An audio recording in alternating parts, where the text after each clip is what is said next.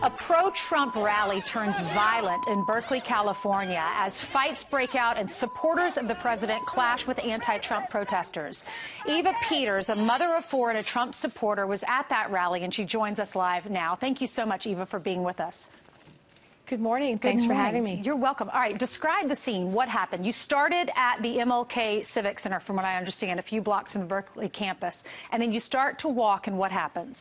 Okay, so I first got there, and at first I was approached by protesters who were actually polite, and they wanted to hear from a Trump supporter as to what my points of view were.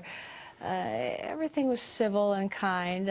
Every once in a while you would see a fight break out in the distance. I would say probably every 10 minutes there was a fight breaking out, and smoke bombs. It was crazy. And then there were people coming up to me asking me if I was from Berkeley, and I told them no, I wasn't from Berkeley. I lived about 20 minutes away from Berkeley.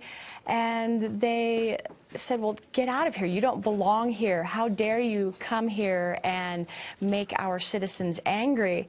And I'm thinking to myself, well, isn't that what they're accusing Trump supporters of doing to immigrants?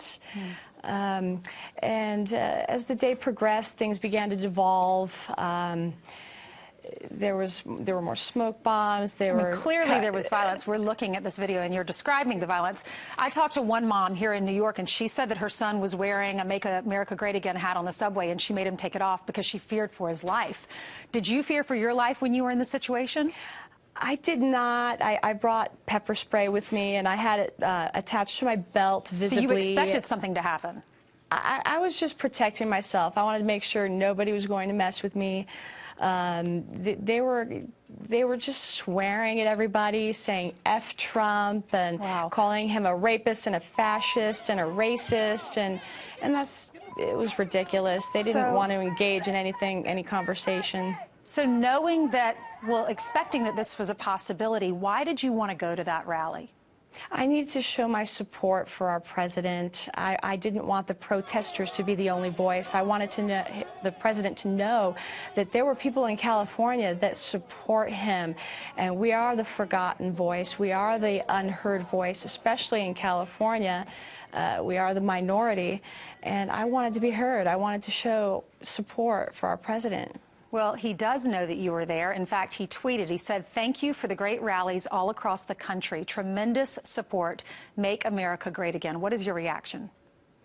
I love it. I love that he speaks to us through Twitter. I love that he is for the people. He stands for what is right in this country, and I am so proud that he is our president, and that he wants to help us, and that he is putting his life on the line. I mean, certainly he had a great life before all of this. He didn't need to put his life on the line, but he truly cares for this nation and wants to help this nation, and God help him.